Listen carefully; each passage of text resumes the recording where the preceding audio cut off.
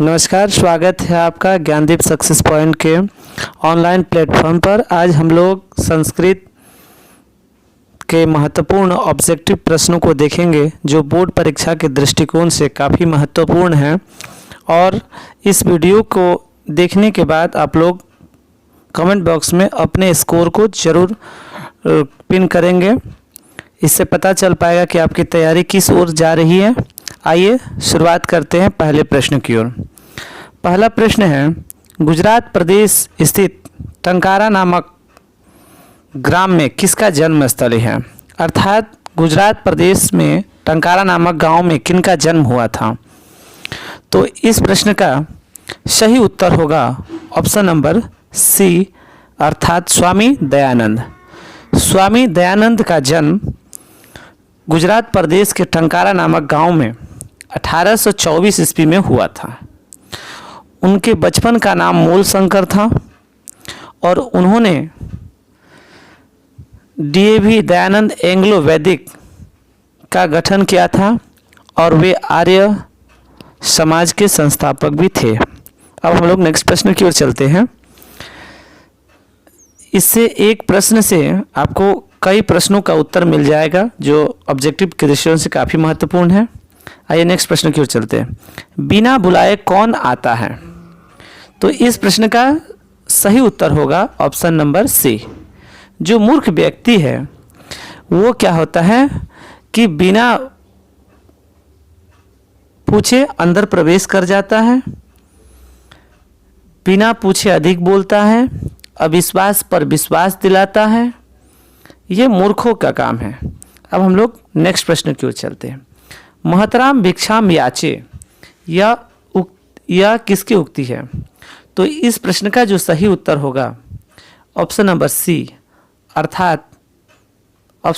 अर्थात ये जो उक्ति है वह शक्र की है। शक्र अर्थात इंद्र की। इंद्र ने कर्ण से छल पूर्वक कवच कुंडल प्राप्त करने के लिए एक ऋषि मुनि का वेश धारण कर उनके तक पहुँचे। नेक्स्ट प्रश्न की ओर चलते हैं। विजय भट्टारिका किसकी पत्नी थी? तो इस प्रश्न का जो सही उत्तर होगा ऑप्शन नंबर ए, चंद्रादित्य। अब हम लोग नेक्स्ट प्रश्न की ओर चलते हैं। किस देश में देवता बार बार जन्म लेना चाहते हैं? तो यह जो उक्ति है, यह जो पंक्ति है, यह हमारे भारत महिमा शीर्षक पाठ से लिया गया है और उसमें बताया गया है कि जो देवतागण हैं वो भारत जैसे देश में बार बार जन्म लेने के लिए ललाहित रहते हैं, इच्छुक रहते हैं। अब हम लोग नेक्स्ट प्रश्न की ओर चलते हैं। घर में लगी आग को देखकर कौन लोग पलायन हो गए? यानी कौन लोग वहाँ से भाग गए? तो इस प्रश्न का जो सही उत्तर होगा ऑप्शन नंबर डी, अर्थात धूर्त लोग।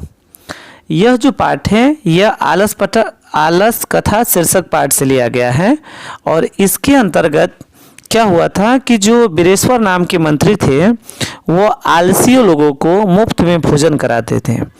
इस सुख को देख करके बहुत सारे धूर्त लोग अपने आलसी का वेश बनाकर वहाँ मुफ्त में भोजन प्राप्त करने लगे, जिसके कारण उस के जो राजपाट के आय में है वो काफ़ी अधिक व्यय होने लगा। इसे देखते हुए जिस कमरे में वो लोग थे वह इस कमरे में आग लगा दी गई, जिससे क्या होगा, जितने धूर्त लोग थे वह सभी भाग गए और जो इतने चालाक व्यक्ति थे वह सभी के सभी भाग गए और जितने वास्तव में जो 4 की संख्या में मूर्ख बचे थे वो वहीं रुके रहे। नेक्स्ट प्रश्न की ओर चलें। निरुक्त का क्या अर्थ है?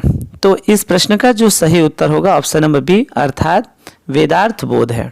अब नेक्स्ट प्रश्न की ओर चलते हैं। वैदिक साहित्य का अंतिम भाग क्या है? तो वैदिक साहित्य के अंतिम भाग में उपनिषद का वर्णन किया गया है। अब नेक्स्ट प्रश्न की ओर जाएंगे। अणु से भी छोटा क्या है? तो इस प्रश्न का सही उत्तर होगा ऑप्शन नंबर ए, अर्थात आत्मा।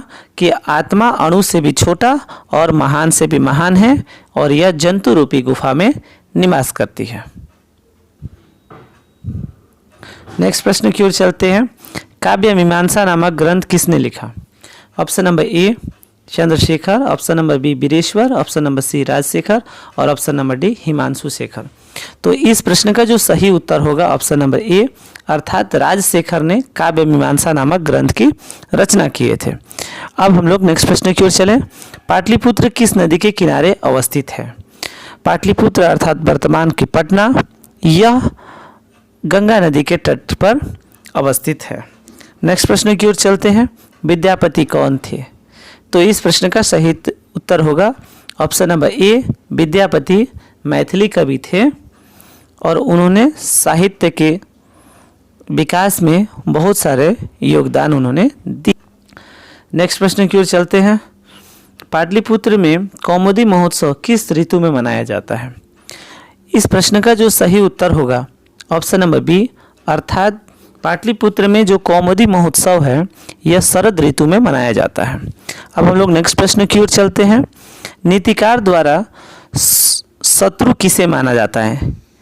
तो इस प्रश्न का जो सही उत्तर होगा, नीतिकार लोग आलस्य को अपना सबसे बड़ा शत्रु मानते हैं, क्योंकि आलस्य के कारण आप कोई भी कार्य नहीं कर सकते हैं। नेक्स्ट प्रश्न की ओर चलते हैं। महर्षि याज्ञवल्क्य की पत्नी का क्या नाम था?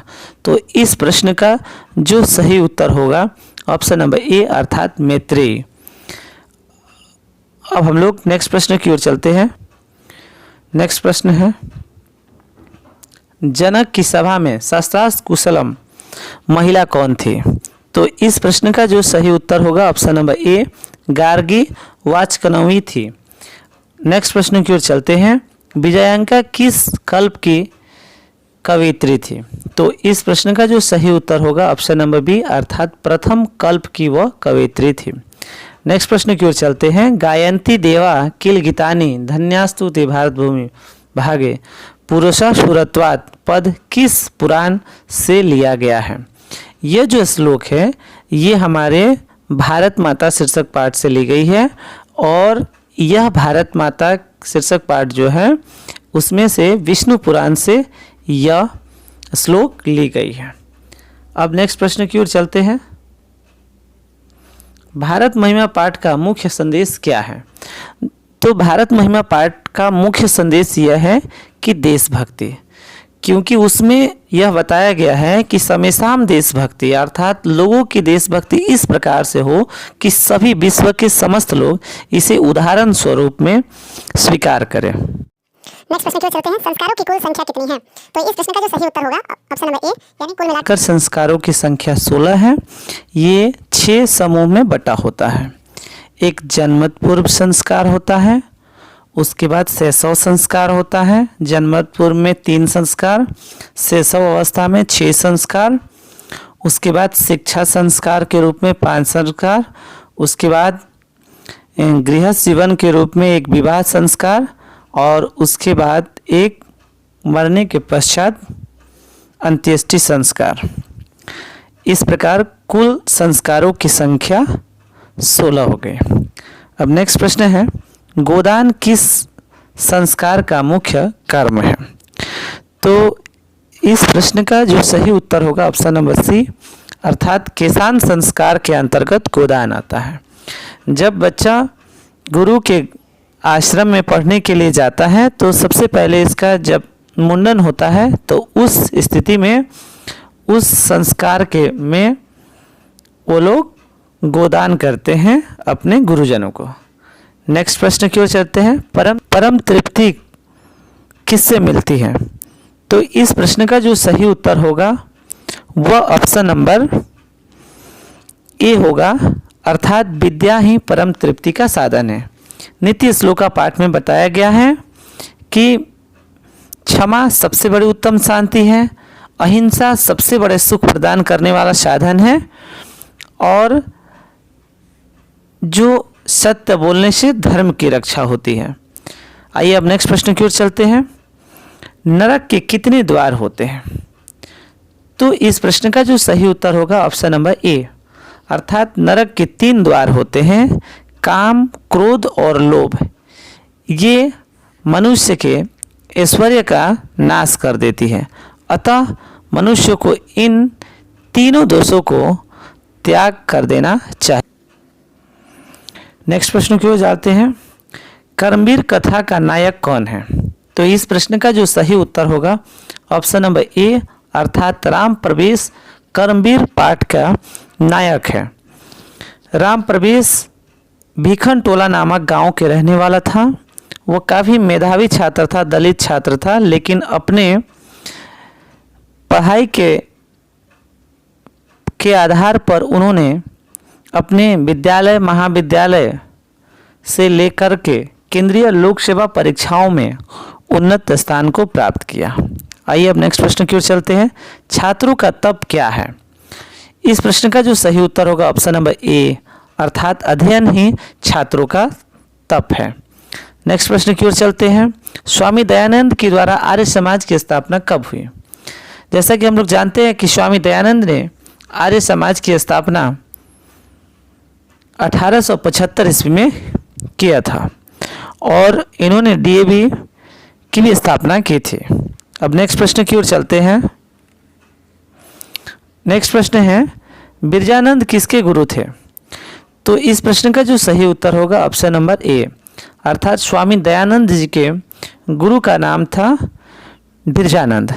नेक्स्ट प्रश्न की ओर चलते हैं। स्वामी दयानंद का परिवार किसका उपासक था, यानी वो किसके मानने वाले थे? तो इस प्रश्न का जो सही उत्तर होगा ऑप्शन नंबर ए अर्थात शिव का वे लोग क्या थे? उपासक थे। अनास्था उत्पन्न हुआ और उन्होंने मूर्ति पूजा पर विश्वास छोड़ दिया। अब नेक्स्ट प्रश्न की ओर चलते हैं। मंदाकिनी वर्णनम पाठ किस ग्रंथ से संकलित है? तो मंदाकिनी वर्णनम जो पाठ है वह वाल्मीकि रामायण से लिया गया है, क्योंकि वनवास प्रसंग के दौरान प्रभु श्री राम अपनी भार्या सीते और भाई लक्ष्मण के साथ चित्रकूट पहुंचते हैं, जहां स्थित मंदाकिनी का वर्णन उन्होंने अपने शब्दों से अपनी भार्या को संबोधित करते हैं। नेक्स्ट प्रश्न की ओर चलते हैं। कर्णस्य दानवीरता पाठ भास के किस रूपक का विशेष है? तो इस प्रश्न का जो सही उत्तर होगा ऑप्शन नंबर ए अर्थात कर्णभारम। कर्णभारम जो रूपक है इसी से लिया गया है कर्ण की दानवीरता पाठ, और इसकी रचना किसने किया था? व्यास ने किया था। अब हम लोग नेक्स्ट प्रश्न की ओर चलते हैं। राष्ट्रों के बीच द्वेष का कारण क्या है? अर्थात एक राष्ट्र और दूसरे राष्ट्र के प्रति जो गलतपूर्ण रवैया रख रहा है, इसका मुख्य कारण क्या है? तो इसका मुख्य कारण यह है कि दूसरे राष्ट्र का उत्कर्ष, अर्थात एक राष्ट्र दूसरे राष्ट्र के उत्कर्ष एवं विकास को नहीं देखना चाहता है। अब नेक्स्ट प्रश्न की ओर चलते हैं। वारामिहिर द्वारा रचित कौन सा ग्रंथ है? अर्थात निम्न में से कौन सी ग्रंथ है जिसे वारामिहिर ने लिखा था? तो इस प्रश्न का जो सही उत्तर होगा ऑप्शन नंबर सी अर्थात बृहद संहिता जो है वह वारामिहिर द्वारा रचित किया गया था। अब हम लोग नेक्स्ट प्रश्न की ओर चलते हैं। आलस कथा अंतर्गत मिथिला में कौन मंत्री थे? तो इस जो प्रश्न का सही उत्तर होगा ऑप्शन नंबर सी अर्थात मिथिला में वीरेश्वर नाम के मंत्री थे, जिनका स्वभाव ये था कि वह करुणामय, दयालु और आलसी व्यक्ति को मुफ्त में भोजन कराते थे। नेक्स्ट प्रश्न की ओर चलते हैं। सरस्वती का कुल गृह कौन सा महानगर था? तो इस प्रश्न का जो सही उत्तर होगा ऑप्शन नंबर सी अर्थात पाटलिपुत्र को भगवान बुद्ध ने सरस्वती का कुल गृह बताया था। ठीक है, नेक्स्ट प्रश्न की ओर चलेंगे। स्वामी दयानंद ने किस नगर में आर्य समाज की स्थापना की थी? तो इस प्रश्न का जो सही उत्तर होगा वह ऑप्शन नंबर बी होगा अर्थात मुंबई में इन्होंने आर्य समाज की स्थापना किए थे। विजयांका का काल किस शतक में माना जाता है? तो इस प्रश्न का विजयांका है ना, विजयांका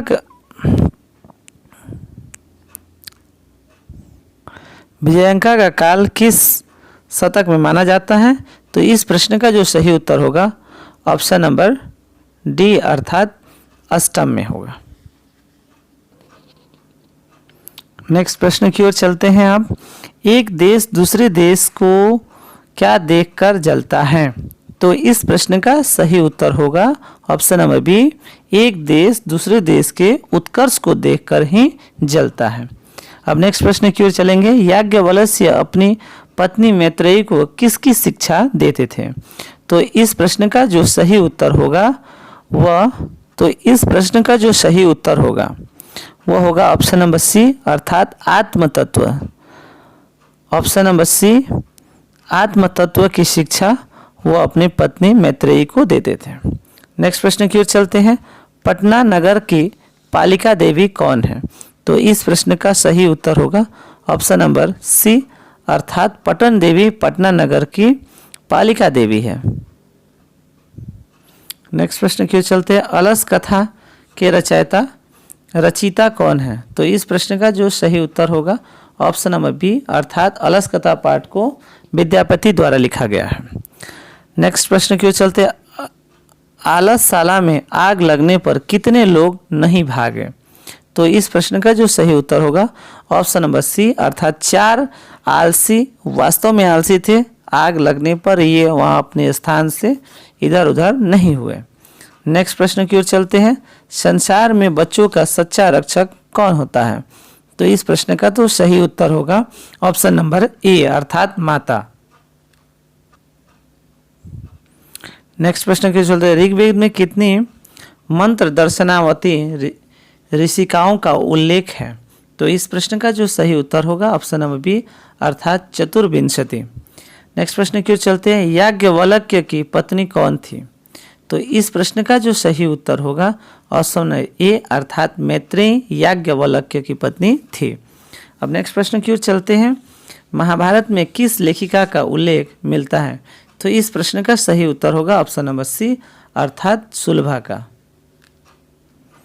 नेक्स्ट प्रश्न की ओर चलते हैं। वर्तमान काल की संस्कृत लेखिका कौन है? तो इस प्रश्न का जो सही उत्तर होगा ऑप्शन नंबर सी, अर्थात मिथिलेश कुमारी मिश्र जो है वर्तमान समय में संस्कृत लेखिका है। नेक्स्ट प्रश्न की ओर चलते हैं। भारत महिमा पाठ का द्वितीय श्लोक किस पुराण से लिया गया है?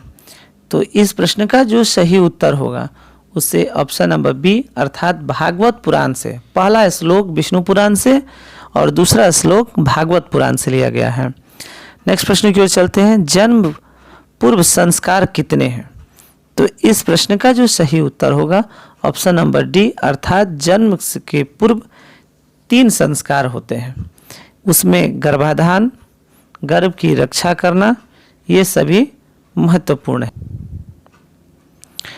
अलस कथा पाठ में अहो कथमयम कोलाहल यह किसकी उक्ति है? तो इस प्रश्न का जो सही उत्तर होगा ऑप्शन नंबर पहला। जब आलसी शाला में आग लगा दिया गया था तो उसमें से पहला आलसी ने बताया कि अरे क्या हल्ला हो रही है, अहो कथमयम कोलाहल। ठीक है, तो इस प्रश्न का सही उत्तर ए होगा। नेक्स्ट प्रश्न की ओर चलते हैं।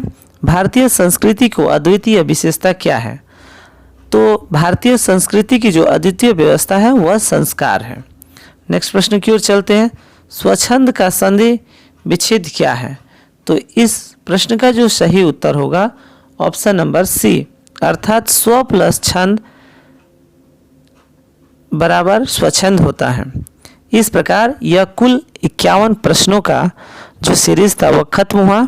आप लोग जरूर अपना बहुमूल्य सुझाव कमेंट बॉक्स में ज़रूर दें और अपने स्कोर कार्ड अवश्य भेजें।